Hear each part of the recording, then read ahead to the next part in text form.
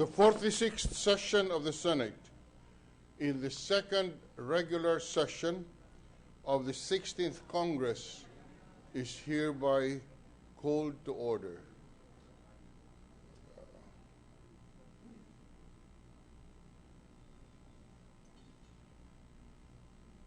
Senator Paulo Benigno Bam Aquino IV will lead the chamber in prayer. With the recent happenings in our country, let us all pray the prayer for peace of St. Francis of Assisi. Lord, make me a channel of your peace. Where there is hatred, let me bring your love. Where there is injury, your pardon, Lord. And where there's doubt, true faith in you. Lord, make me a channel of your peace. Where there's despair in life, let me bring hope. Where there is darkness, only light. And where there's sadness, ever joy. O Master, grant that I may never seek so much to be consoled as to console, to be understood as to understand, and to be loved as to love with all my soul. Lord, make us a channel of your peace. It is in pardoning that we are pardoned, in giving of ourselves that we receive, and in dying that we're born to eternal life. Amen. Amen. The Secretary may please call the roll. Roll call of members. The Honorable Senators Angara, Aquino, Binay, Cayetano Alan, Peter Compañero S., Cayetano Pia S., Defensor Santiago, Ejercito, Enriles, Escudero, Estrada, Gingona, Onasan, Lapid, Legarda, Marcos, Usmeña, Pimentel, Poe, Recto, Revilla, Soto, Trillanes, Villar, Senate President Drilon. 15 senators are present. The chair declares the presence of a quorum. Majority Leader.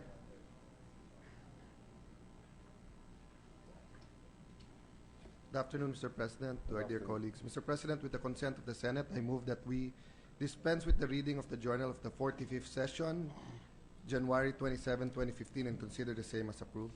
Any objection? Hearing none, the motion is carried. Mr. President, today is the birthday of Senator Legarda, but later on, before she gives her privileged speech, I will move for a minute suspension so that we can greet her. Mr. President, we acknowledge the presence of the honorable members of the National Assembly of the Republic of Korea, led by the Honorable Choi Kyu-sung, President of the Korean-Philippines International Parliamentary Friendship Association, and the other members of the delegation, Honorable Lee Sang-jik, Honorable Kim Yong-nam, Honorable Lee Jasmine. We'd likewise acknowledge the presence of His Excellency Lee Yuk, Ambassador of the Republic of Korea to the Philippines, who accompanied the delegation to the Senate of the Philippines. We welcome the delegation from the National Assembly of Korea. We make their presence of record at this afternoon session. Welcome to the Philippine Senate, and welcome also to Ambassador of the Republic of Korea to the Philippines, His Excellency Ambassador Lee. Mr. President, during our session on January 26, 2015, the Senate adopted Resolution number 71 entitled Resolution Expressing the Sense of the Senate in Recognizing the Enduring Friendship and Dynamic Bilateral Relations of the Republic of the Philippines with the Republic of Korea, and expressing gratitude to the Korean people and their government for their continuing contribution to the national development of the Philippines. We recognize the Senate President to deliver his message to the Korean delegation. With the permission of the Chamber, may we formally welcome once more our colleagues from the National Assembly of Korea, and allow me to spread on the record that over the past 6 decades, the Philippine-Korean ties have grown into a comprehensive, robust, and multifaceted relationship. During the difficult time for our country in 2013, the Korean government showed compassion through an official development assistance amounting to $20 million for the reconstruction and rehabilitation of areas destroyed by Typhoon Yolanda. But what we, the Filipinos, will cherish most is when 500 Korean men and women in the Araw contingent stayed in Leyte for a year, working hard hand in hand with our fellow men and clocking in thousands of hours in rebuilding our schools, hospitals, and facilities, and conducting medical operations and related efforts. No other country has been this generous to our country in terms of assistance when 500 men and women in the Araw contingent stayed in Leyte for over 1 year to physically help in the reconstruction movement. Korea is now our 5th largest trading partner, with investments amounting to over 8.5 billion in 2013 alone. Korea is also our biggest source of visitors since 2006, with 1.2 million Korean tourists coming to our shores. As our country's bilateral relations with Korea continue to flourish, it is fitting that we give due recognition to the enduring friendship with Korea and its meaningful impact to both our countries. Mr. Majority Leader.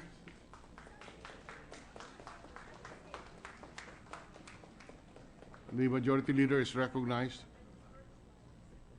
Sir President, to enable the Senate President and the rest of the senators to personally hand over a copy of the resolution to the delegation from the Korean National Assembly led by the Honorable Choi Kyu-sung, I move to suspend the session for a few minutes.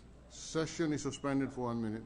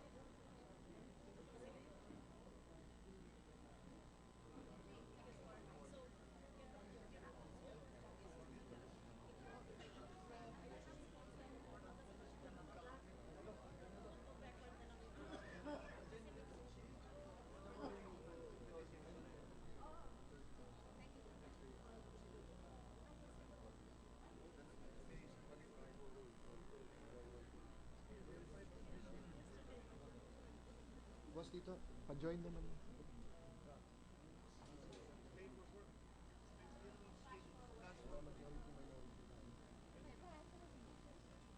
Sabi na there's more coming. They spent more than that.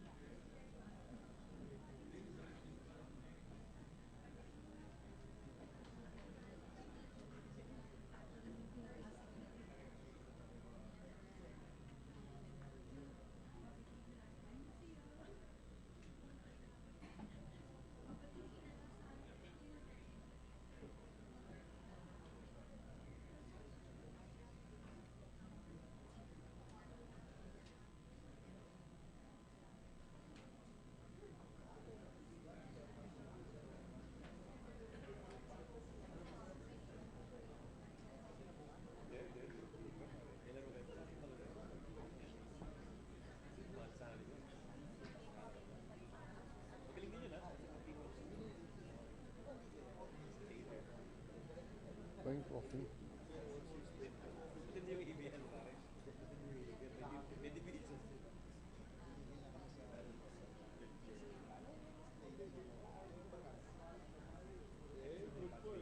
Saan siya? Si Senator Cayetano dyan? Ha?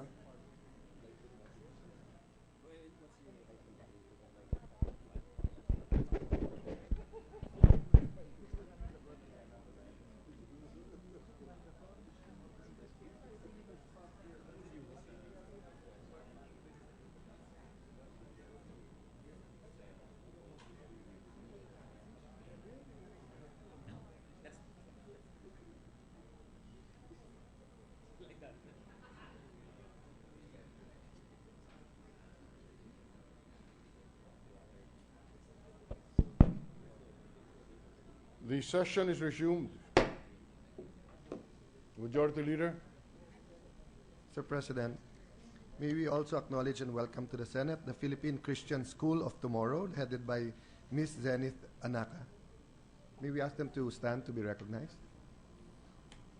Philippine Christians School of Tomorrow, headed by Ms. Zenith Anaka, is recognized. Thank you, Mr. President. Roots of Learning, headed by Ms. Imelda Rio, is also here with us. May we ask them to rise to be recognized? We recognize the presence of the Roots of Learning, headed by Ms. Imelda Rio. Sir President, we also have the faculty and students of the History and Political Science Department of Silliman University, Dumaguete City, headed by Professors Jessa Celibio, Victor Emmanuel Enario, Rosalino Ablir, and John Barry Livico. May we ask them to rise to also be recognized?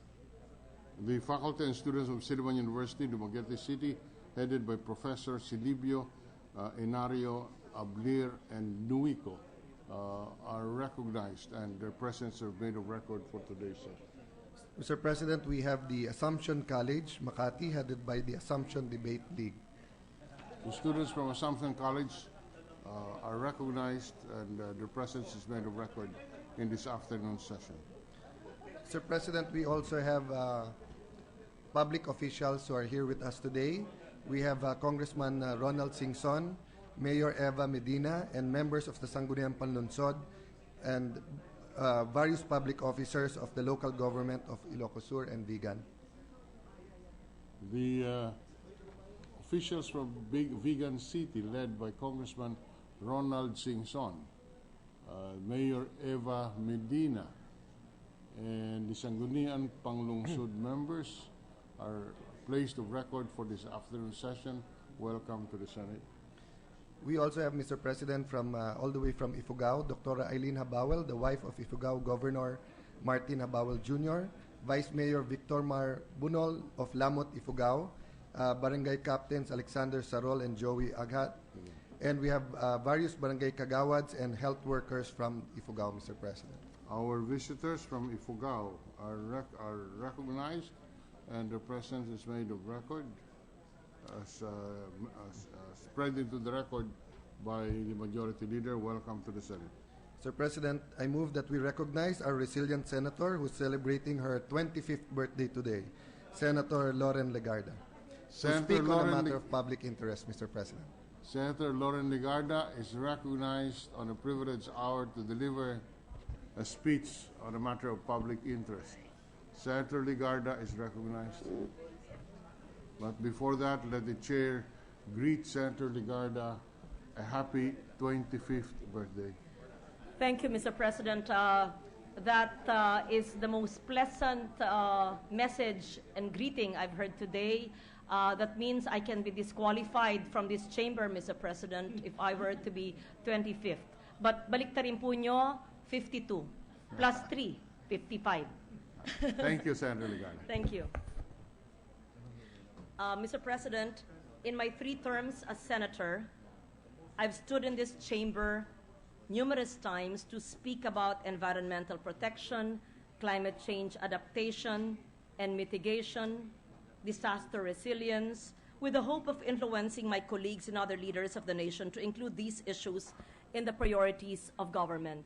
And I say this, it is so timely because Sendai, which happened 10 years ago in Yogo, and Sendai is happening in 2 months' time in Sendai, Japan. And in less than 4 weeks' time, Mr. President, the climate visit of the first ever French head of state will happen in the Philippines with the Francois Hollande visit in the Philippines, which I believe will be a climate visit, state visit. I also say this as we enter a year where the Conference of Parties 21 will happen in Paris, France. And I also say this as our minority leader, Senator Soto, and a colleague, Senator Pia Cayetano, had urged me to operationalize in simple, doable terms the policies that we've enacted in the past 3 terms. And we've actually produced many relevant laws, the Solid Waste Management Law of 2001, and in fact, this month, we're celebrating the enactment of that law, RA 9003. We have the Clean Air Act, which was principally sponsored, I believe, by Senator Greg Onasan in 1999. We have 2003, the Clean Water Act. We have the Renewable Energy Act, where at least 1/3 of his chamber are co-authors of a 2008 law. We have the NDREAM-C law, or the Disaster Risk Reduction and Management Law, which created the NDREAM-C Council, which is the lead agency that will spearhead the Sendai talks representing the Philippines. We have a Toxic Substances and Hazardous and Nuclear Waste Control Act, which not many people know about. We even have the law creating the People's Survival Fund, which in the Philippine version is like the Green Climate Fund. Why am I saying all this? Dahil po, sinabi po ni Tito Soto na, Loren, sabihin mo naman sa ating plenary session ang simpleng pamamaraan na maiintindihan ng lahat ang ibig sabihin ng mga batas na ito. Kaya ako po ay tumatayo ngayon sa aking 55th birthday sa isang privilege speech na simpleng maintindihan at magagawa. The number of our environmental and climate change laws is no guarantee for effective action. In fact, we want our laws to be fruitful, to be faithfully implemented. We need to imbibe the principles behind them and translate this into doable action in our daily life. So, on my birthday today, I wish to share how each individual present here today, cameraman or senator, Senate President or Senate staff, from Ifugao or from Ilocos Norte or Ilocos Sur, or the students watching us today. What do I mean? I've actually incorporated these advocacies in my own home, in my daily routine, in my daily life. I hope this will encourage all of you listening today and to see how we can adopt them in their own lifestyle. First, we have to be mindful of what we eat. Ano pong ibig sabihin nito? Eat more local, plant-based food. We should eat those which are grown in the respective gardens. It has been estimated that 18% of all greenhouse gas emissions are associated with meat consumption and food that comes from distant places that utilize more energy for transportation and preservation, therefore resulting to greater carbon emission. Mr. President, I plant vegetables in my garden. In fact, Senator Pia was just asking, saan yung usually binibigay mo sa akin? At bukas ay bibigyan ko po siya ng aking mga harvest na organically grown lechugas, arugula, at wansoy. At paminsan-minsan ay binibigay ko sa iba't ibang mga kasamahan natin dito. I actually plant all the vegetables that I eat. Yung mga kinakain ko po sa aking nilaga o sa aking sinigang o sa aking fresh salad. So that nakakatipid na at sigurado po ako na organic at wala pong pesticide o chemical ang aking kinakain. Sa lahat po ng mga bakanteng lupa, sa lahat po ng ating mga lugar na tinitirahan, at maski wala pong garden, ay maari naman po sa mga koklitro ay maari pong putulin yan at lalagyan po ng lupa at lalagay ng pataba at pwede ilagay ang kangkong, pwede ilagay ang malunggay at kung ano-ano pang mga gulay na pwede po natin kainin. Alam po to ni Senator Bongbong ay pinakbet ay napakasarap at diningding sa Ilocos Region kung saan lang tayo galing, kila Mayor Eva at kay Senator Bongbong, ay yung pinakbet garden na tinatawag ay pwede natin itanim dito po sa Senado o sa ating mga bahay-bahay. At maski na sabihin natin urban settler or informal settler, maari po yung mga lata at plastic na atin tinatapon ay pwede pong gawin mga paso para po lagyan ng kaunting lupa. Ito po ay nakita ko sa Philippine Normal University nung isang linggo nung si Sonia Mendoza ng Mother Earth Foundation ay nagtanghal po ng kanilang anibersaryo. This way, we do not only provide food on the table, but also address the needs of growing numbers of malnourished children, which is the advocacy of Senator Grace Poe. Second, we must conserve energy. Traditional energy conservation measures remain relevant. Use low wattage appliances. Pag bibili po tayo ng ating mga appliance, tignan po natin, basahin natin, mababang wattage ba ito? Isa pa ito. Ako po, maski alas 12 ng gabi, ako'y umuuwi at wala po akong kasambahay na natutulog sa bahay, stay out po ang aking kasambahay. Umiikot po ako ng bahay ko para tignan kung ang aking mga appliance, kung electric fan, ang telebisyon ay nakasaksak dahil kumukonsume pa rin yun ng kuryente pag ito'y nakasaksak. Tinatanggal ko lahat na nakasaksak, mas safe na, mas matipid pa. Turn off and unplug electronics when not in use. Turn off lights when leaving a room. Meron pong isang socialite na dumaan po sa aking tahanan at sinabi sa akin sa isang social or party na nakita ko, Iha, sa inyo ba palagi bang brown out? Kasi dumadaan ako sa bahay nyo, palaging mukhang walang ilaw. Sabi ko, hindi po, nagtitipid lang po sa kuryente. Sa aking opisina rin po, makikita nyo, pag hindi kailangan ng ilaw, ay hindi po nakabukas ang ilaw. Sa aking bahay po, parang madilim palagi, pero bubuksan ko lang pag dadain ako sa koridor. At paglabas ko sa koridor at hindi na kailangan, sinasara ko po. Bakit? Sayang eh. In fact, pag nandun ako sa aming kusina, nakabukas ang radyo, nakabukas ang telebisyon, nakabukas ang ilaw. Sinasabi ko sa aming cook, bakit naman kailangan mabukas ang ilaw? Tanghaling tapat. Sinasara ko. Ako ba'y strikto?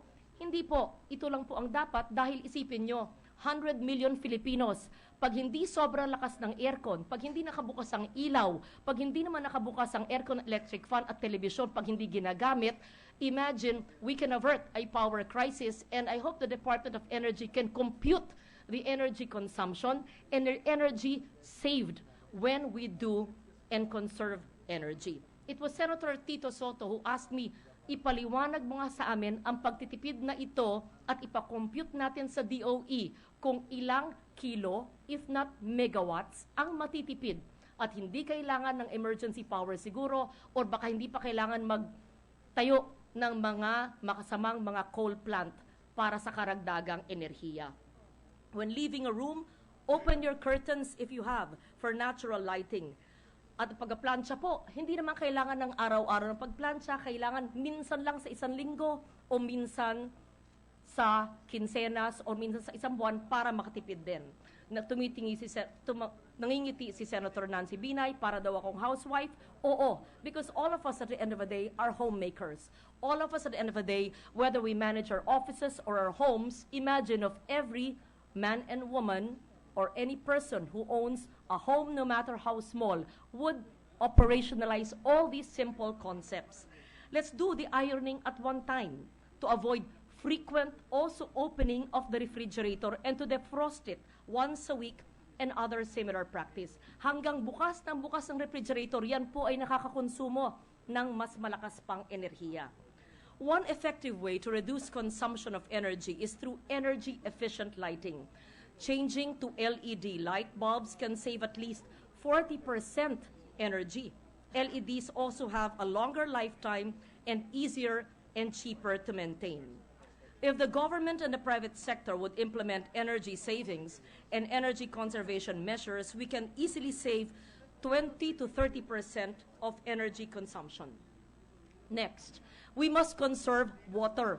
Bakit naman ang Pilipinas? We are an archipelago. We have water all around us. Napakarami natin mga inland water gaya ng mga rivers and lakes. But why are we always in need of water? In our homes, we should adopt conservation practices like gathering and storing rainwater for daily chores. Turn off our faucets, leaking pipes, and running toilets should be repaired immediately. In the community, water recycling facilities and rain collection systems can be built. Existing local water distribution systems must be properly maintained and watershed areas must be protected and rehabilitated. Maniwala po kayo o hindi, ako po ay kumukolekta ng tubig ulan. Ang aking alulod po ay nagpupunta po sa isang imbakan ng tubig at yung imbakang tubig yon ang nagtutubig po ng halaman at nakakabit po sa flash ng aking bahay at yun po ay ginagamit. At pag hindi po nakabukas ang nawasa, ang ating tubig po, mas mababa po ang ating bill. Again, it's so simple, but would you believe that is based on a 1989 law called the Rainwater Collection Act. Imagine if all government buildings, if all DepEd schools have rainwater catchments, then we will be able to save water. Come March, April, and May, all those informal settlers, the sight you see every day in Metro Manila, lining up for potable water need not happen if we saved on water. We should always consider energy and cost-efficient transport modes like walking, biking, taking public transport, and carpooling whenever possible. I support the Bayanihan sa Daan movement, which, Your Honor, the Senate President has done successfully in Iloilo, which promotes a paradigm shift from the motor vehicle-based transport system to a multimodal system where people are not dependent on their own motorized vehicles every time they go out.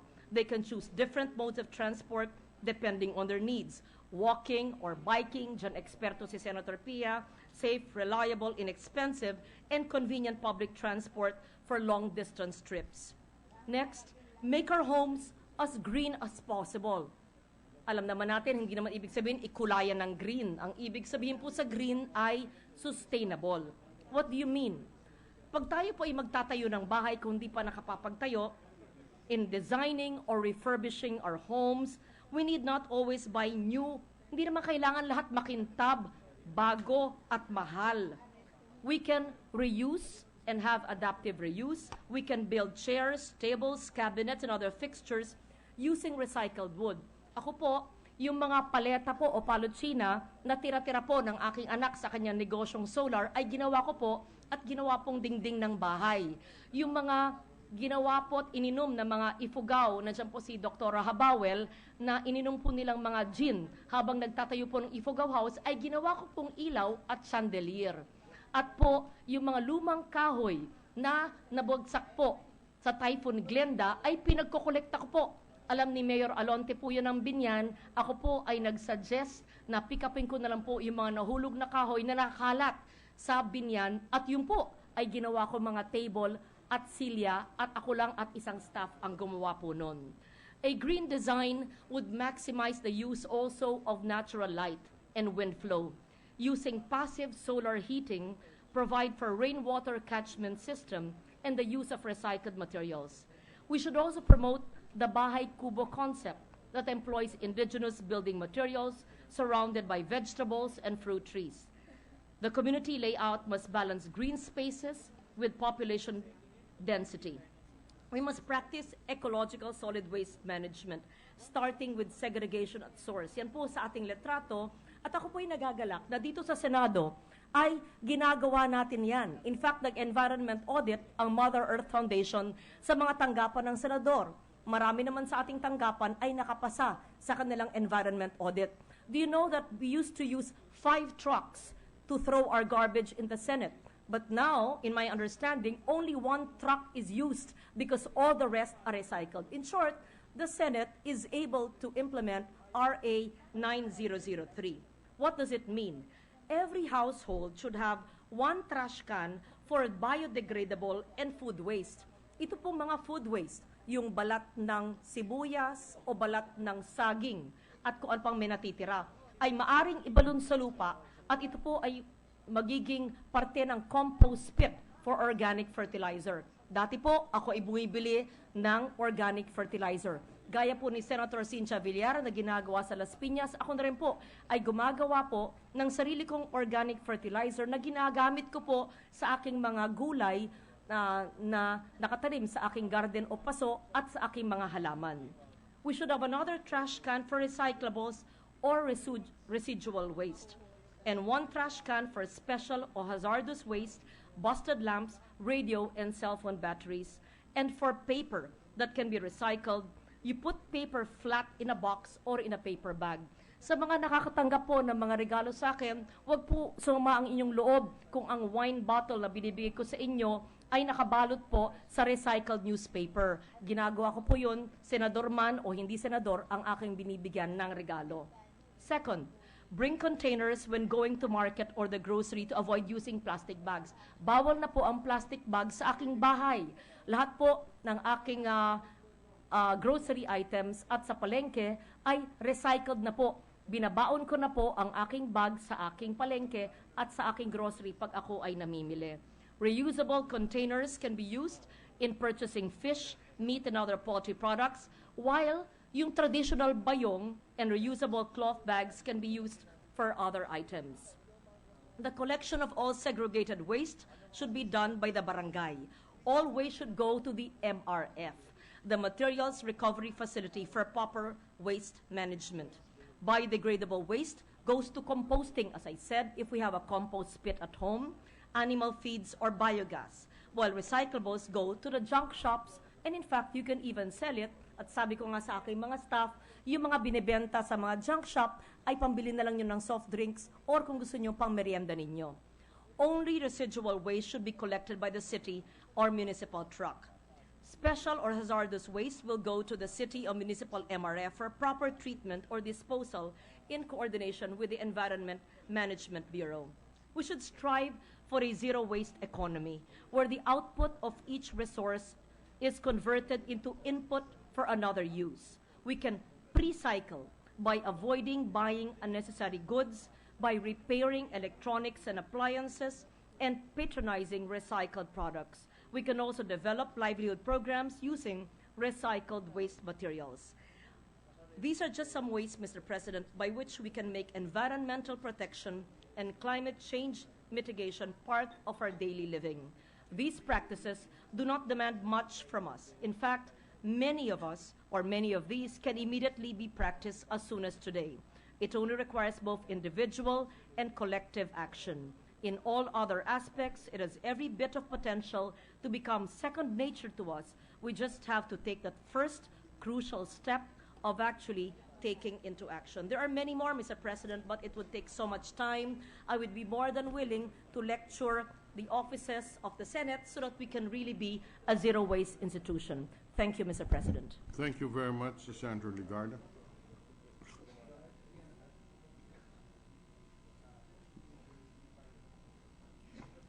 The Majority Leader. Mr. President, as we congratulate Senator Legarda on her relevant speech for today, may we move that it be referred to the Committee on Environment and Natural Resources. The speech of Senator Legarda is referred to the Committee on Environment and Natural Resources. Sir President, may I have a minute suspension to greet the birthday celebrant? 1 minute suspension. Ready ka na?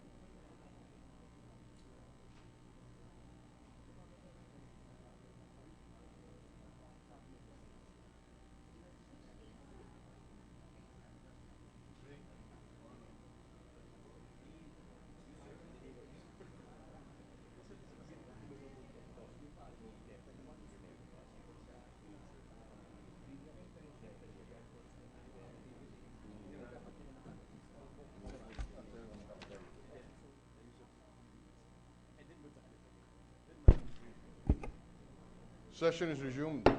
Thank you, Mr. President. Mr. President, may we recognize Senator Pia Cayetano to make a manifestation. Senator Pia Cayetano is recognized to... Thank you, Mr. President. Mr. President, again, I would like to greet our birthday celebrant, the original environmentalist and Green Lady of the Senate. I commend her for putting into very concise and clear terms the recommendations, no, for positive actions on living a sustainable ecological lifestyle, whether at home or at work. In fact, I would just like to put on record that following the passage of the Solid Waste Management Act, which Her Honor had co-authored, later on when I chaired the Committee on Environment, we initiated the establishment of the MRF here in the Senate, along with our General Services offices, and drastically reduced the volume of garbage that were being picked up by the garbage trucks. And thereafter, we filed a resolution for the Senate to adopt a sustainable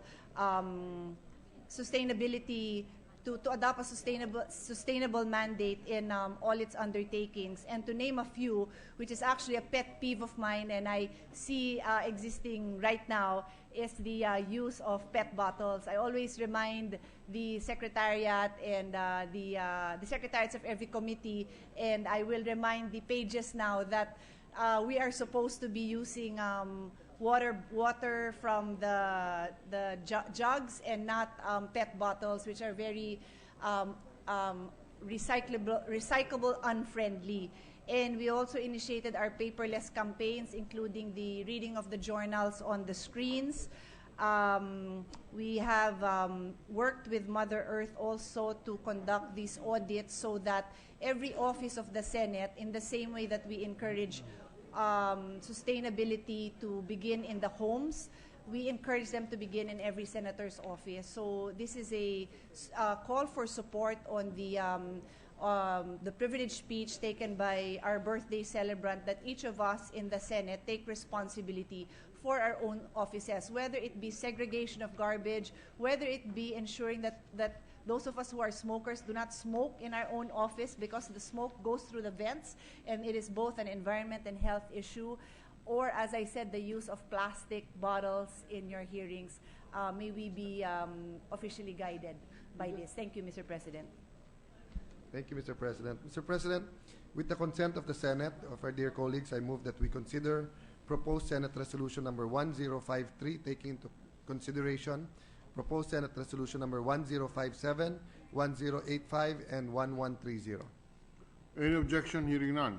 Consideration of proposed Senate Resolution number 1053, taking into consideration proposed Senate Resolution 1057, 1085, and 1130 is in order. Mr. President, may we request the Secretary to read the title and the text of the said measure. The Secretary is directed to do so. Proposed Senate Resolution number 1053, resolution congratulating Vigan City in Ilocos Sur for being named as one of the new 7 wonder cities of the world. Whereas the state has declared tourism as an indispensable element of the national economy and an industry of national interest and importance as an engine of socio-economic growth, investment, and employment. Whereas New 7 Wonders Foundation is a Swiss non-profit foundation that conducts global competitions among countries featuring the respective tourist destinations in order to preserve the world's man-made and natural heritage sites. Whereas this year, the New 7 Wonders Foundation held contest for the New 7 Wonders cities in order to find 7 cities that represent global diversity of human society. Whereas 1,200 cities from 220 countries all over the world had been nominated for the New 7 Wonder Cities competition. Whereas Vigan City in Ilocos Sur, one of the United Nations Educational, Scientific, and Cultural Organization's World Heritage Sites, was nominated in the New 7 Wonder Cities competition. Whereas last December 8, 2014, Vigan City was declared as one of the New 7 Wonder Cities, along with Beirut in Lebanon, Doha in Qatar, Durban in South Africa, Havana in Cuba, Kuala Lumpur in Malaysia, and La Paz in Bolivia. Now, therefore, be it resolved, as it hereby resolved, to congratulate Vigan City in Ilocos Sur for being named as one of the new 7 wonder cities of the world. Majority Leader.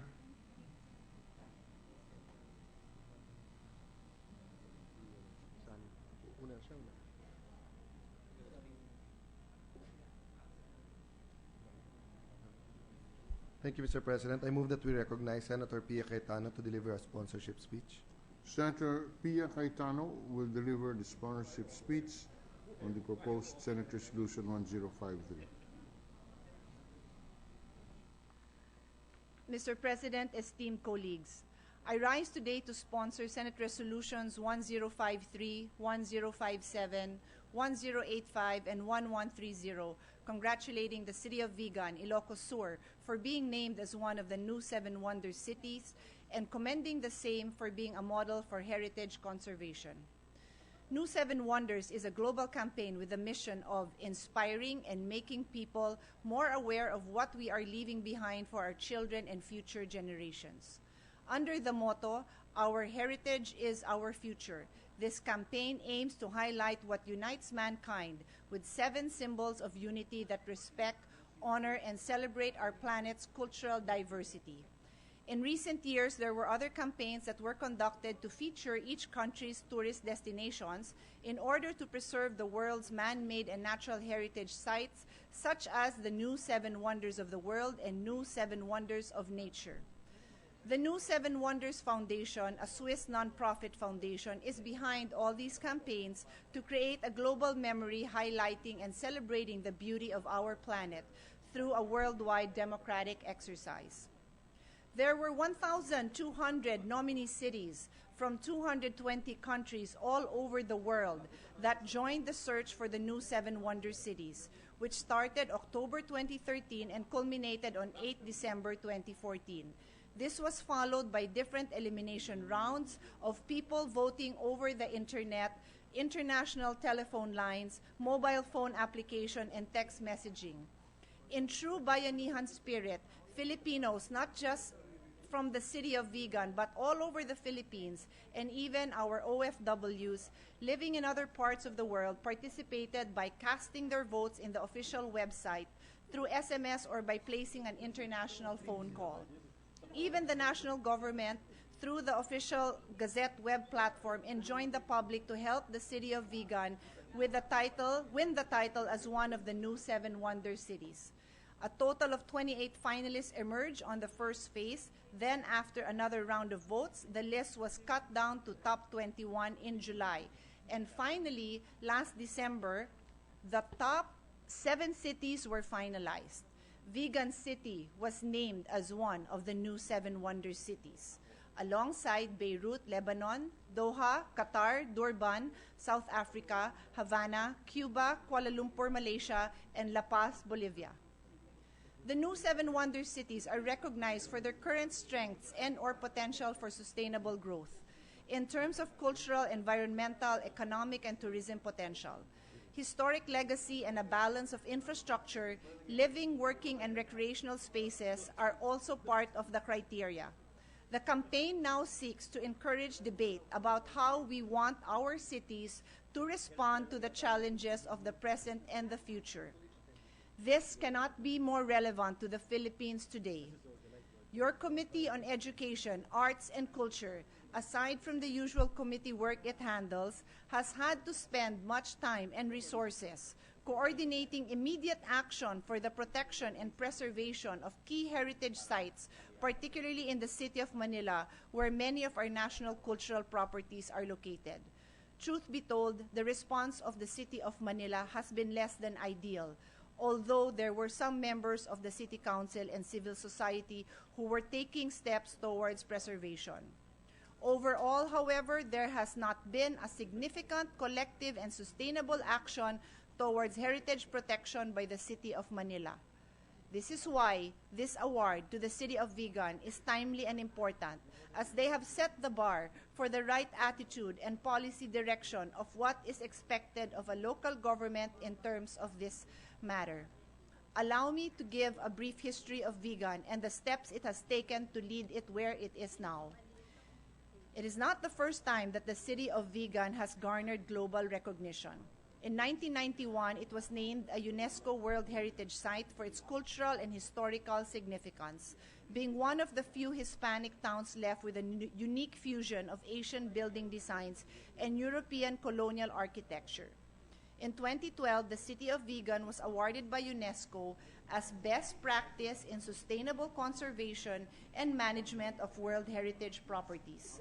In fact, in the recent International Council on Monuments and Sites, otherwise known as ICOMOS, 118th General Assembly held in Florence, Italy, which I attended with the Philippine delegation, the city of Vigan was presented for its good practice in heritage site management. History would prove us that this success and recognition did not happen overnight. On this note, the history of Vigan mirrors the history of the Philippines. As presented by architect Augusto Villalon, president of ICOMOS Philippines, during the ICOMOS General Assembly, earliest records show that as a river port, Vigan has been trading with China as early as the 13th century. During the Spanish colonization, Vigan flourished into the third most important trading post in the country and retained this position until the Second World War. Vigan started as a center for agricultural activity, mainly for the production of cotton. But in the 18th century, agriculture was replaced with tobacco. As a result, the land-owning families gained affluence. They built large houses, which became the old houses we treasure today. In 1985, the descendant of these families started efforts on urban conservation, but failed to engage the communities in these efforts. Vigan heritage was seen as an imposition and not valued by the community. There was clamor for these old houses to be torn down to give room for development. The World Heritage inscription in 1999 was the turning point in which authorities and the communities recognized the value of their heritage.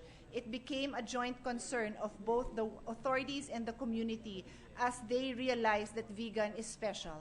Strong community participation is the key to successful public-private cooperation and sustainable development, and this was harnessed in the city of Vigan through the leadership of the local government officials, which merit commendation.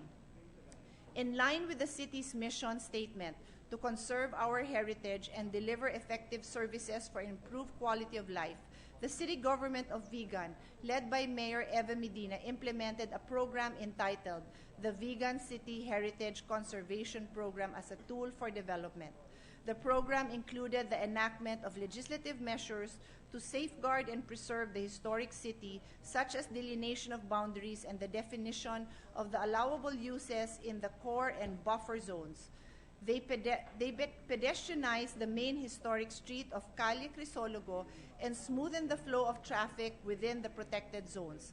They also enacted the Vigan Conservation Guidelines, which provides for rules on appropriate restoration works on historic structures, construction of new structures, and development of open spaces within the protected zones. They also created a multi-sectoral Vigan Conservation Council, which formulates, recommends, evaluates, and approves development plans, policies, and programs relating to the conservation and development of the protected zones. In compliance with our National Cultural Heritage Act of RA 10066, they also completed their cultural mapping project, which identified and documented cultural heritage resources, local arts and crafts, craftsperson and practitioners of intangible cultural heritage. And this was done with the full support and active cooperation of the stakeholders who were consulted in public hearings to voice their opinions on the measures aiming to safeguard and conserve the built heritage of the city. At present, the community engages in activities for heritage conservation and comes up with many more ideas on how they could participate in conservation efforts. As a result, they are now reaping not only the cultural and historic advantage of their heritage, but also economic benefits through heritage utilization and the pride of being part of this beautiful city. Vigan exemplifies how economic development and heritage preservation can coexist. Time and again, Vigan has proven that progress indeed comes hand in hand with the preservation of cultural heritage. The Hangzhou Declaration, adopted on 17 May 2013, emphasizes culture as key to sustainable development, recognizes heritage conservation as part of a sustainable development plan, and advocates placing culture at the heart of public policy. The world has long taken notice of the heritage management of Vigan as one to aspire for in preserving culture and heritage.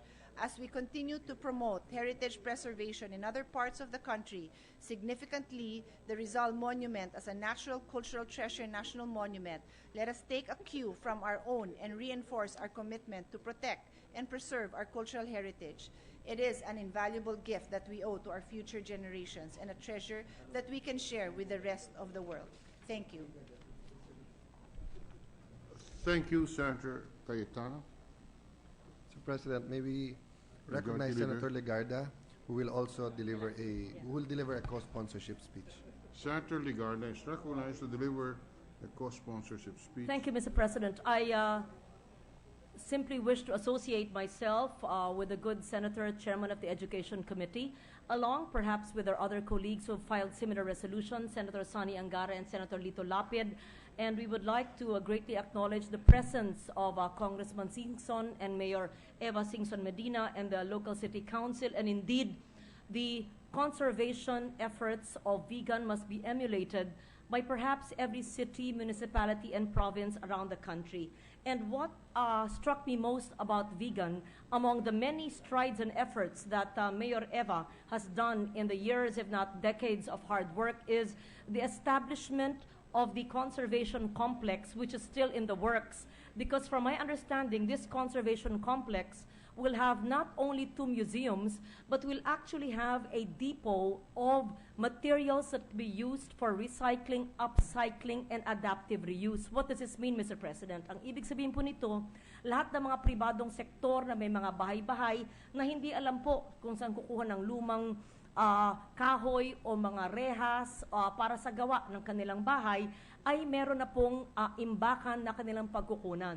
Maliban po dyan, yung kanilang 3 ektaryang lugar sa kanilang syudad, there will be an area where the architecture of the Cordillera and of northern Philippines will be housed, and these will not be reproductions. This will actually be homes and architecture of the northern region of our country.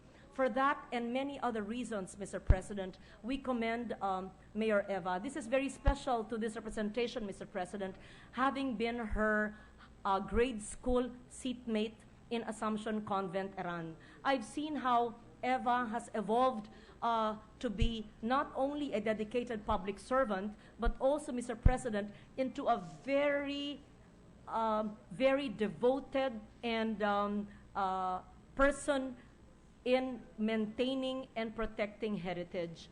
Just like what Your Honor, the Senate President has done for Iloilo City, what Mayor Eva and her family, let's also commend her husband, who was a Mayor Medina of Vigan, and Congressman Singson as well. And I hope that while it is the last term of Mayor Eva, I hope that all LGUs or all local government officials who may come after her will replicate the work that she has done. So for that, Mr. President, I join our colleagues here, and I hope that there will be other and many more local governments in our country in trying to preserve heritage. Thank you, Mr. President. Thank you, Senator Legarda. The Majority Leader. Mr. President, may we recognize Senator Grace Po. Senator Grace Po is recognized. Thank you, Mr. President. I'd also like to make a manifestation and congratulate the Mayor of Vigan, Mayor Eva, and Congressman Singson, and the councilor and everyone who's helped put this campaign on together. It's very important to make this manifestation, particularly because many years ago, FPJ actually was one of the first who featured Vigan in many of his movies, particularly the Panday series and even Ang Maestro, even before foreign companies recognized Vigan, particularly this movie Born on the 4th of July was also shot there. And truly it is a heritage, it is wealth that is given to future generations and to the present generation. And as Senator Legarda puts it, we really should encourage other towns and cities to do the same, because as they preserve their heritage, they are actually giving a gift to the future generations of Filipinos, and they continue to instill national pride. So congratulations. Sir President, may we recognize Senator Marcos? Senator Marcos. Thank you very much, Mr. President. I would like also to manifest, but from a different perspective. I would like to manifest our gratitude for the support that we Ilocanos had received from all of our countrymen, not only here in the Philippines but abroad, in voting Vigan as one of the 7 wonder cities of the world. I say that this is also as a beneficiary, because all of the tourism effects that will accrue to Vigan will certainly be felt by us in Ilocos Norte. As you know, the air gateway to the north is through Lawag, and so when we increase our tourism, so does Ilocos Sur. When they increase their tourism, so do we. And this is what this vote that the Filipino people have done for the northerners of the country will have. That is the effect that it will have. And so for that, we Ilocanos, Diyos Nino, kada kayo amin nga apo. Diyos Nina. Thank you, Mr. President. Mr. President, I think all senators are honored by the achievement of Vigan. So may I request that all senators present be made co-authors and share in the gratitude and the thanksgiving and the honor of the award given to the city of Vigan, Mr. President. Make of record the co-authorship of all senators present in this afternoon session on the proposed Senate Resolution 1053. Sir President, I also want to say something, but according to the mayor and the congresswoman, according to the congressman and the lady mayor, it is better to just go there and celebrate and continue to help their economy. So maybe the senators who are co-authors would also go there. Myself, I will go there on Friday. Sir President, I move that we approve the proposed Senate resolution. Senator Loren just came from there, by the way. Mr. President, I move that we approve proposed Senate Resolution number 1053, taking into consideration proposed Senate Resolution number 1057, 1085, and 1130, subject to style, Mr. President. Any objection? Hearing none. Proposed Senate Resolution number 1053, taking into consideration proposed Senate Resolution 1057, 1085, 1130 is hereby adopted, subject to style. Mr. President, I move that we suspend for a minute to be able to congratulate Congressman Singson and Mayor Medina and the rest of the public officials of Vigan, Ilocos Sur. Session suspended.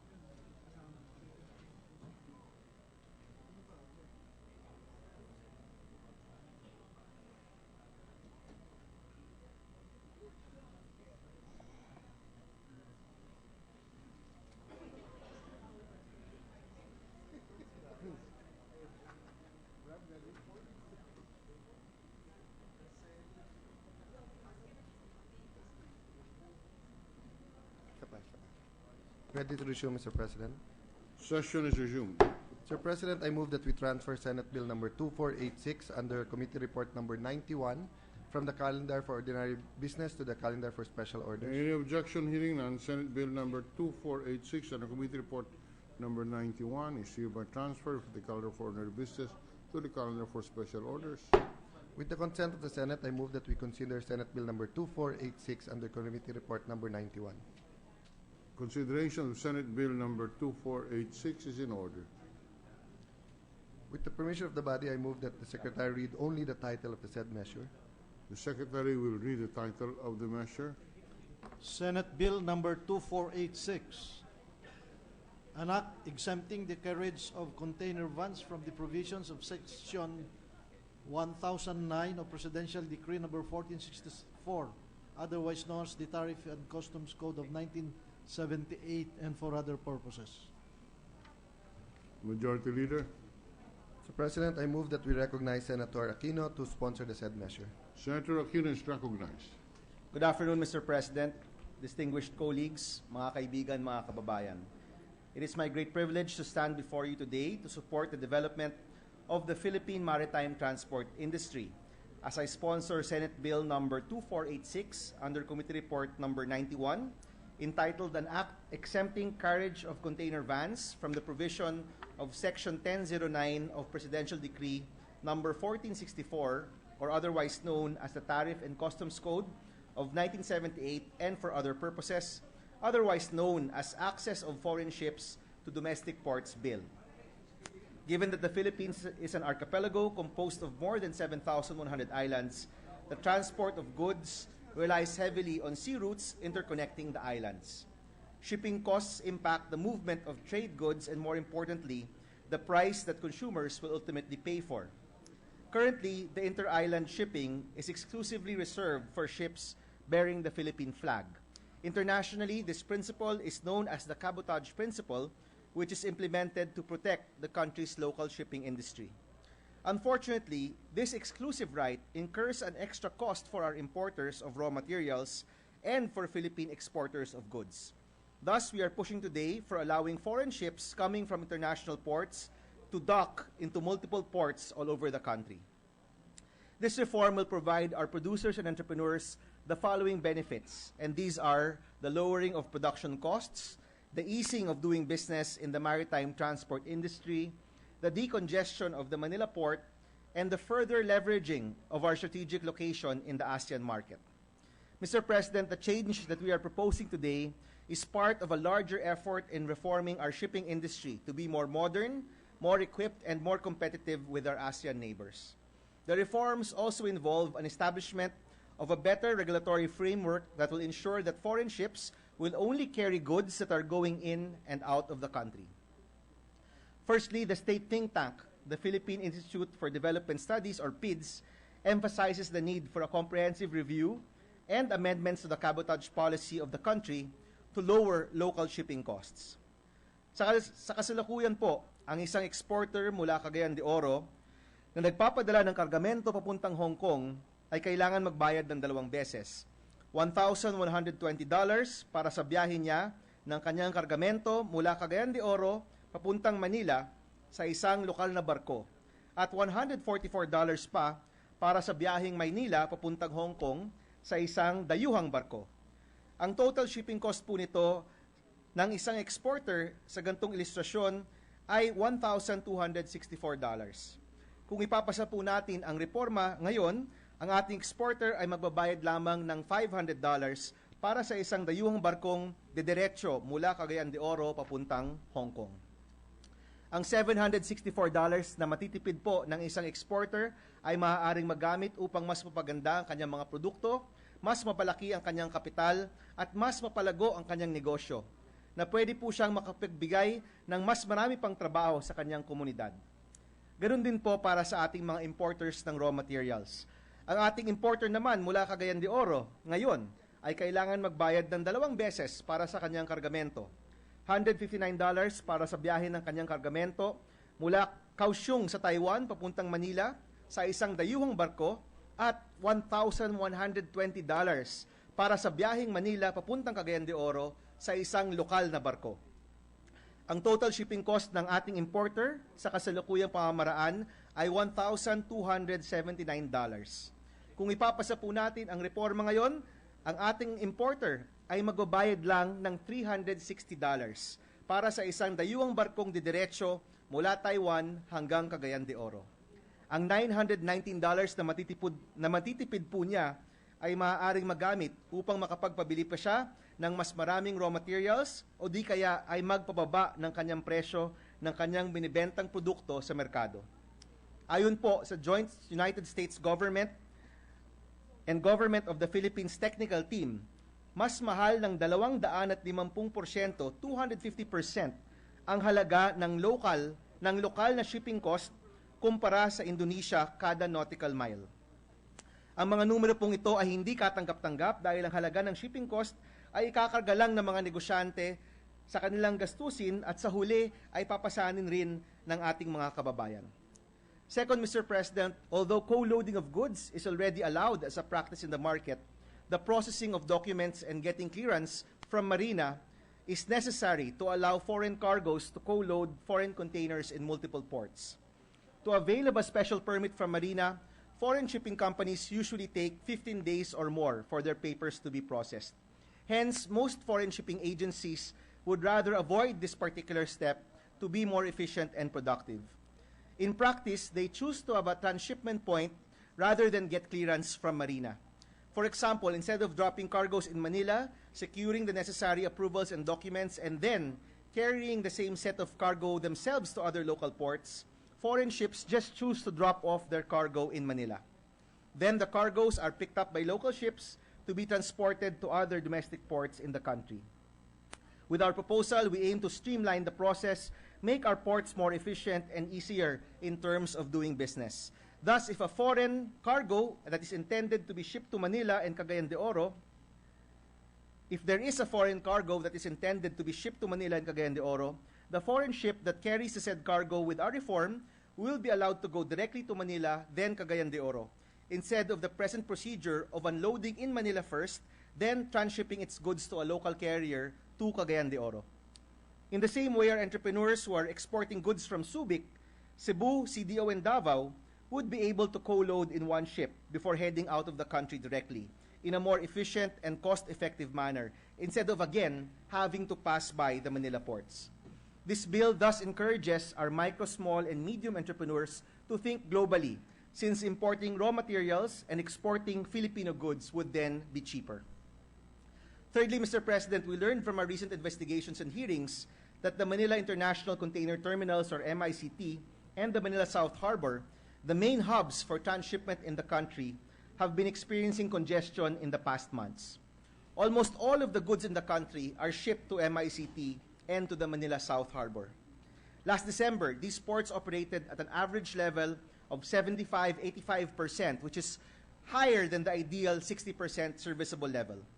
By allowing foreign ships to go directly to other domestic ports around the country, it will free up space in the container yards in the Greater Manila area. This will save time, costs, and energy for our exporters and importers in sending their raw materials and goods and products in and out of the country. In addition, by allowing more foreign ships to dock on other ports all over the country, there will be an increased economic activity in the countryside. This will lead to growth for businesses and entrepreneurs in the region and more jobs for our Filipino people outside of Metro Manila. It will then bring us a step closer to achieving our dream of inclusive growth for our countrymen. Lastly, Mr. President, we need these reforms as part of a larger effort to further capitalize our strategic location in the ASEAN market.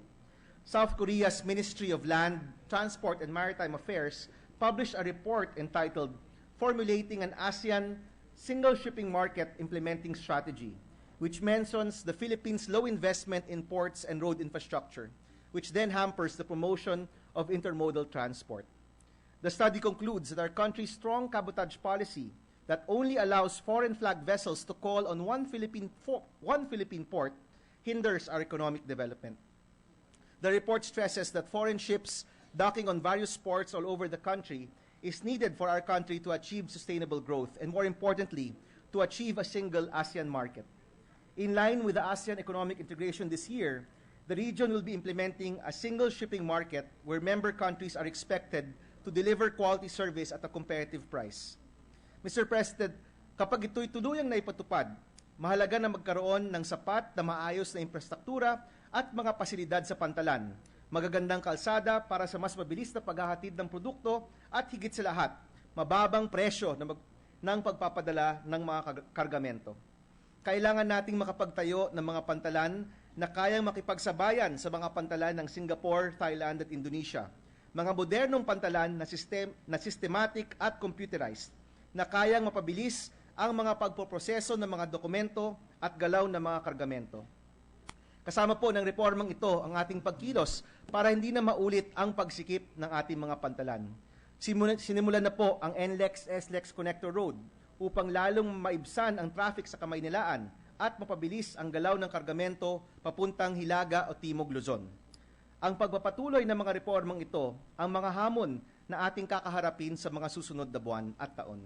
Napakahalaga po na maabot natin ang mga ito upang makasabay tayo sa mga kapitbahay nating bansa na may mas moderno at mas maayos sa sistema sa kanilang mga pantalan.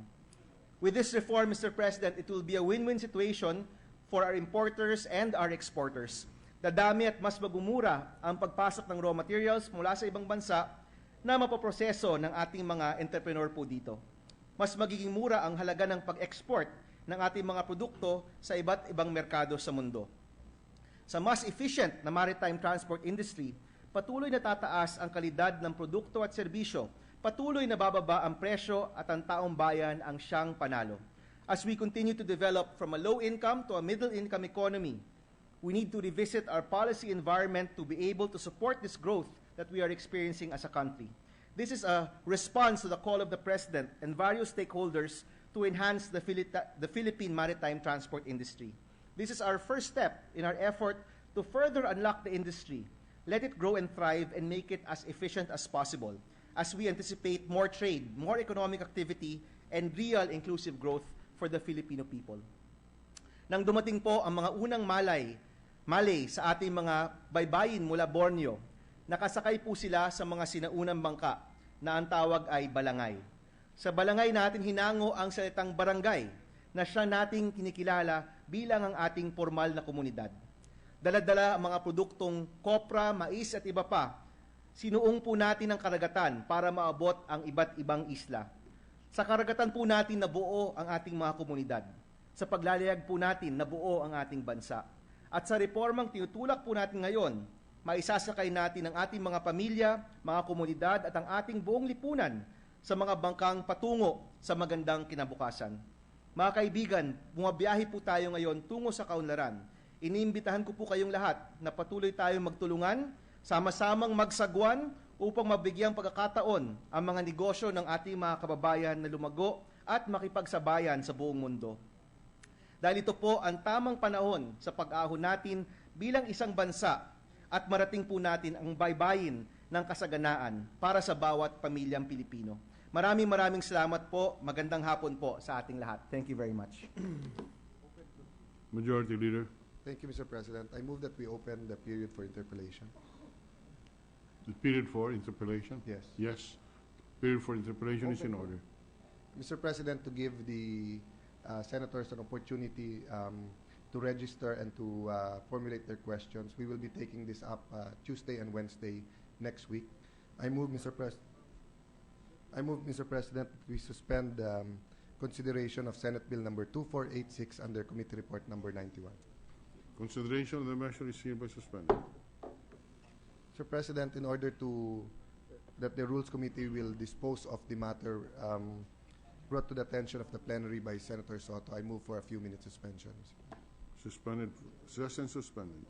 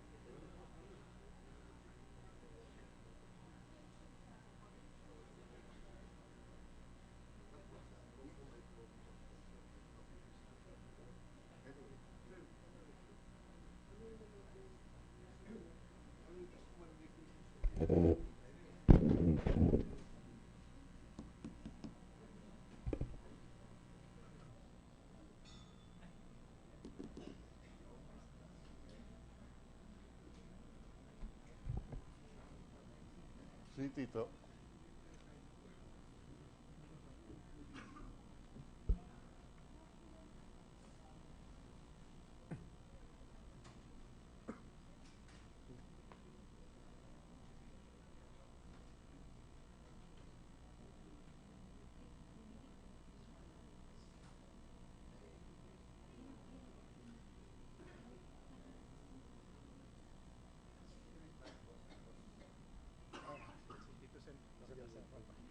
Nanas Tito.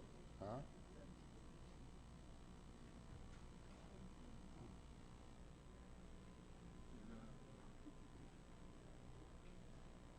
Okay na to? Session is resumed. The majority leader is recognized.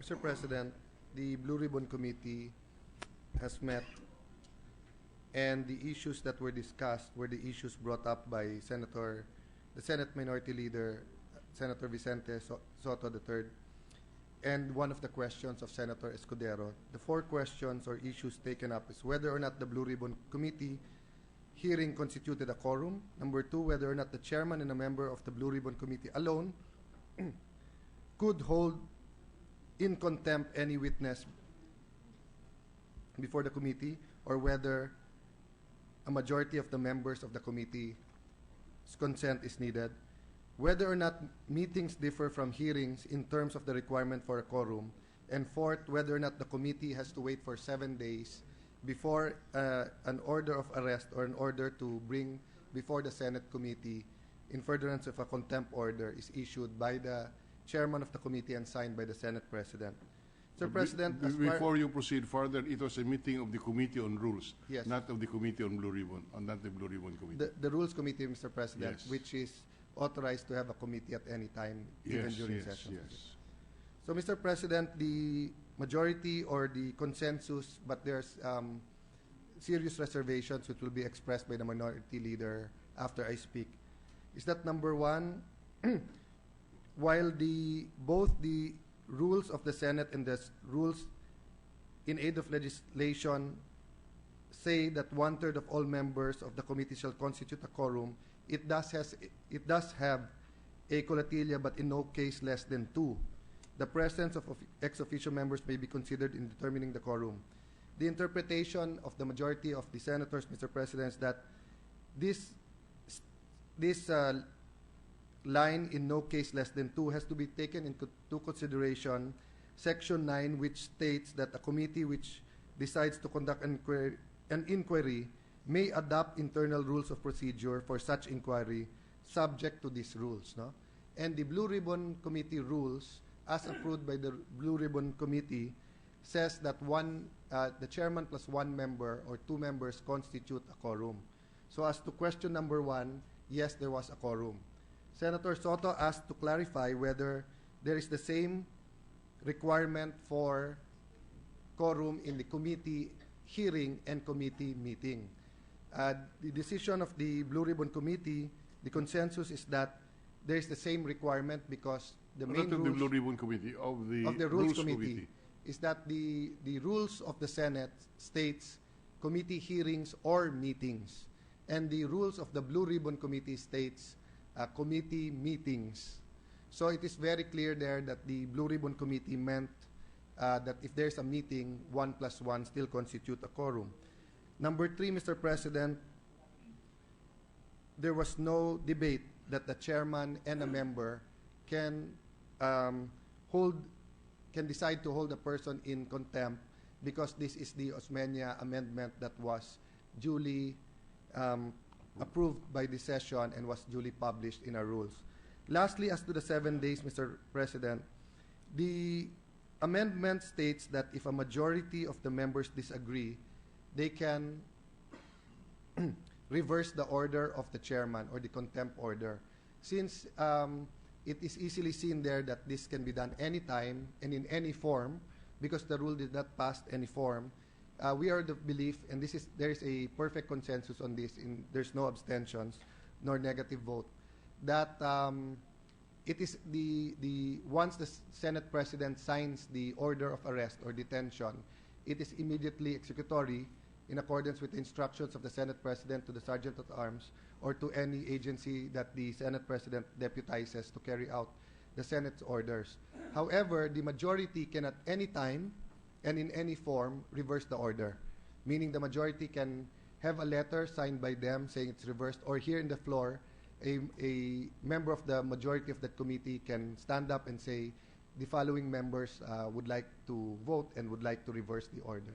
So, Mr. President, that is the... Just to clarify, reversing the decision of the Blue Ribbon Committee to hold a person in contempt. Yes, to any committee, Mr. President. Any committee. Yes.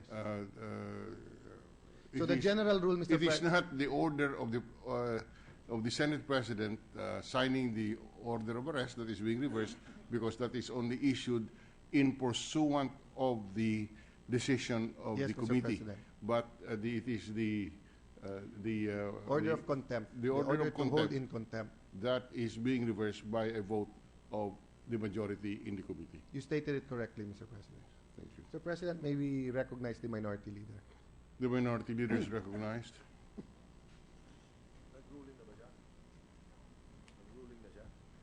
Hindi pa. Mr. President, Okay. may I know first if you have made a ruling, because or are you allowing me to speak on behalf of those who, or for those of us are allowed to speak We can make the against ruling the now consensus? if that is The consensus that was reached. Yes. That was So, reached.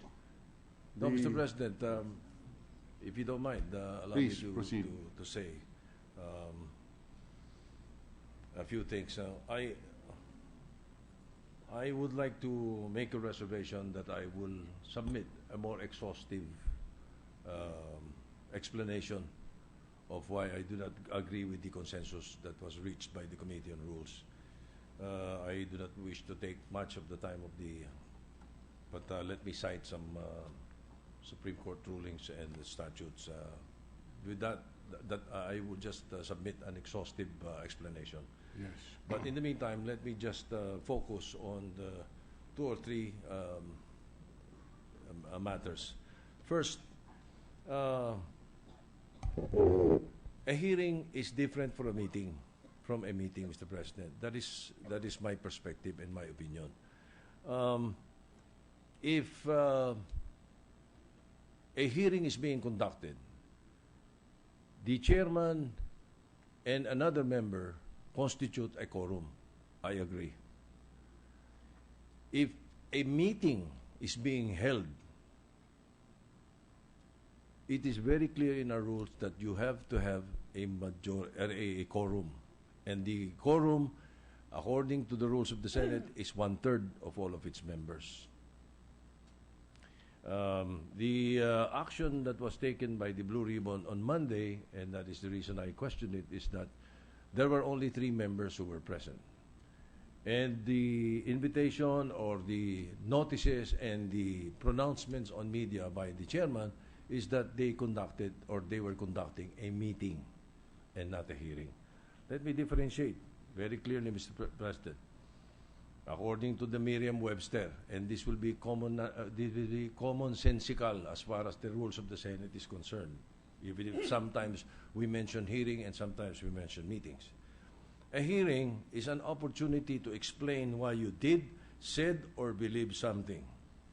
It's an opportunity to be heard, to present one side of a case, or to be generally known or appreciated. Listening to arguments, preliminary explanation in criminal procedure, that is what is that is the definition of hearing. I'm quoting from the Merriam-Webster. Definition of a meeting: a gathering of people for a particular purpose, such as to talk about business. An act or process of coming together as an assembly for a common purpose. That is what happened last Monday. That was a meeting. It was not a hearing. If they called it a hearing, I will not be standing here, Mr. President. If they called it a contempt hearing, so be it. They did the right thing. There were 2 or more, fine with me. But it was a meeting, Mr. President. And that is why I say that they should have made sure that there was a quorum when the action was taken. Again, let me be very clear. I have no issue on the issue of contempt, the order of arrest. That is not my issue. My issue is that rules in the Senate should be followed. There is also this problem of the interpretation of Section 22 of the rules of the Senate. Ito siguro nakakagulo sa iba sa atin. Section 22. 1/3 of all the regular members of the committee shall constitute a quorum, but in no case shall it be less than 2. Ito po, matanda na pong rule ito. Kaya po nandiyan yan, huwag nating i-misinterpret at magsinabing, but in no case shall it be less than 2. Ay, ibig sabihin, it applies to all. Ito po nilagay dito nung araw sapagkat pwedeng magkaroon ng committee na 3 lang ang member. Pag naging 1/3, isa lang yun. That is the reason that it is placed there. 1/3 of all the regular members of the committee shall constitute a quorum, but in no case shall it be less than 2. In other words, hindi pwedeng tatlo. Pag 3 lang ang member ng committee, there must be another member to be present. Kaya dapat 2. Yun po yun eh. And then, merong continuation yung Section 22. However, the committee may authorize a fewer number of members to conduct public hearings on bills pending before it or gather facts in aid of legislation. And the tradition was, pag may isa kang kasama, may quorum ka na. And I agree. So therefore, if the contempt was done during a public hearing with only 2 members of the subcommittee or the committee, Blue Ribbon Committee present, you will not hear anything from me. No? But again, it was done in a meeting. That is why I do not agree with the consensus and what the explanation, the interpretation. Besides, the rule that they were following, which is the internal rules of the Blue Ribbon, was published in 2010 and it was amended. The 2010 published rules of the Blue Ribbon Committee is precisely the same, and it follows the mother rules, which I have been quoting. You know? It was amended in 2013, yes. But whether it was published or not, that's a different story. The rules itself, I don't think so. The resolution number 5 was. So, but that's another story. I'm just saying that the prudent thing to do is to follow strictly the rules, especially in something like this, Mr. President. So again, I'll be allowed to submit a more extensive, exhaustive explanation of why I do not agree with the consensus that was reached, Mr. President. Thank you. Thank you. Yes, Senator Honasan. Mr. President, distinguished colleagues, may I be allowed to raise some issues and put them into the record. Mr. President, I proceed from where the acting minority leader left off.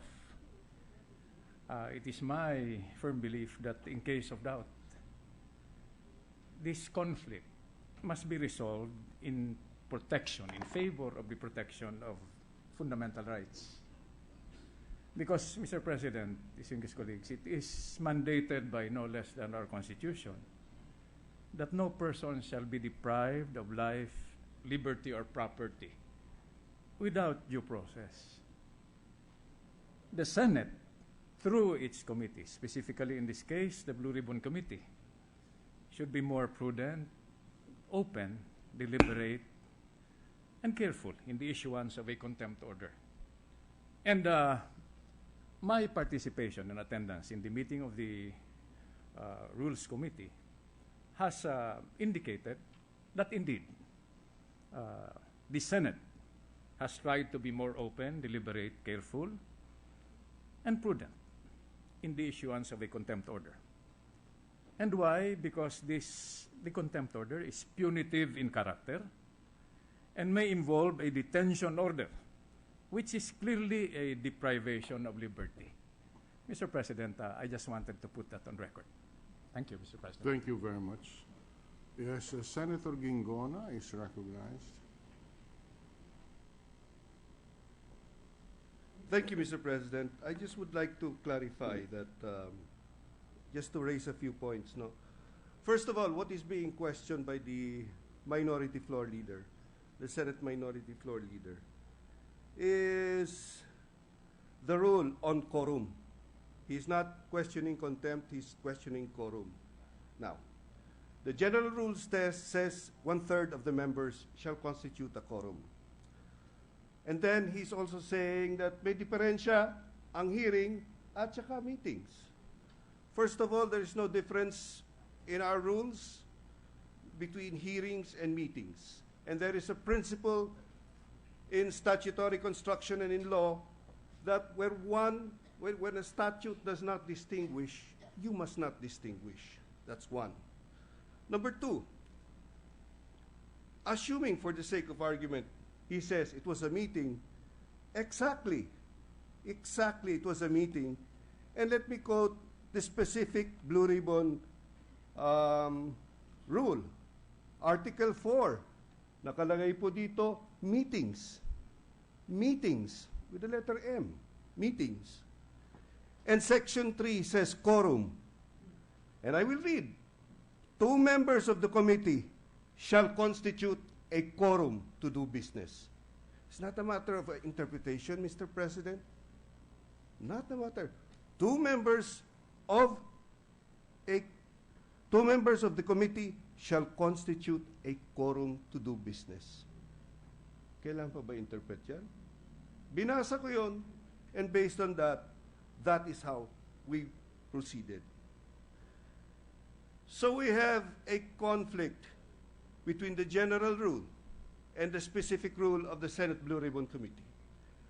There is a principle in law between a rule or a law which is general versus a rule or a law which is specific.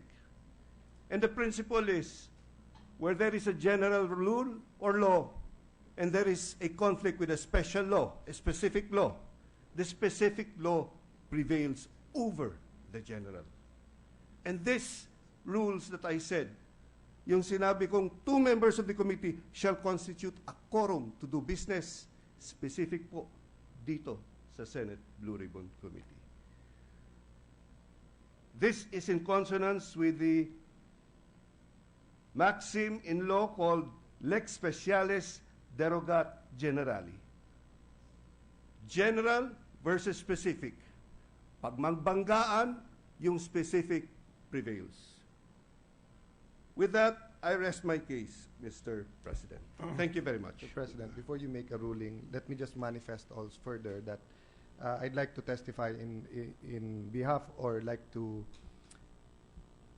second the statement of Senator Soto that he did in fact, sa loob po ng meeting, in-emphasize niya na hindi niya tinitignan ang personalities dito, hindi ito about Mayor Junjun, hindi ito about the Binay case, kung hindi ito ay about the rules. And we respect that and appreciate that. In the same manner that Senator Hunasan emphasized that this is about constitutional rights and about liberty. Having said that, Mr. President, let me assure the 2 gentlemen and our colleagues at ating mga kababayan, the Senate never takes lightly ang pag-hold into contempt. Etong kaso man na to, o yung kaso ni Secretary Neri, for example, no? Secretary Neri was with us in the lounge. He promised to come back and to answer all the questions. Kaya si contempt nun, hindi na siya bumalik pagkatapos. In the case of Mayor Binay, he even approached me here and he shook my hand and said, Senator, thank you for being objective. It was only 2 days later na sa media na sinabi niyang binastos siya ng committee. Still, we did not enforce that he come here 9 or 10 hearings later. He assured us that members of his administration, yung administrador, city engineer will come, but nag-boycott sila lahat. So meaning, Mr. President, it's sad that we had to discuss and vote this, although there's no doubt in our mind that we have to uphold the powers of the Senate to hold the person in contempt if they disobey a legal order of the Senate. And there's no doubt that our chairmen and chairwomen always exhaust all other remedies of getting the testimony, getting here. But we cannot have anyone above the law. So if they do not think that the Senate is doing the right thing, they're free to go to court. But they cannot simply snub the Senate nor disobey a legal order, Mr. President. So I hope this puts the issue to rest, and all committees will be guided that the internal rules will guide the quorum question for as long as it's not in conflict with the mother rules and the rules of the inquiry in aid of legislation. If they do not have an internal rules, then the mother rules of the Senate or the rules in investigations in aid of legislation will be the rule that the committees will follow, Mr. President. Thank you very much, Mr. Majority Leader. With the reservations of Senator Soto and Hunasan. The reservations of Senator Soto and Hunasan are duly noted. With this reservation of the two gentlemen spread into the record, and without prejudice to submitting in writing such manifestations, together with a more extensive explanation, the report of the Rules Committee is hereby adopted. Majority Leader. Thank you, Mr. President. Mr. President, we have one or two more items in the agenda, but I think everyone would like to listen to the President and the Commander-in-Chief make his report on the Maguindanao incident. So I move that we adjourn the session until 3 o'clock in the afternoon, Monday, February 2, 2015. Session is adjourned until February 2, 2015 at 3 o'clock in the afternoon.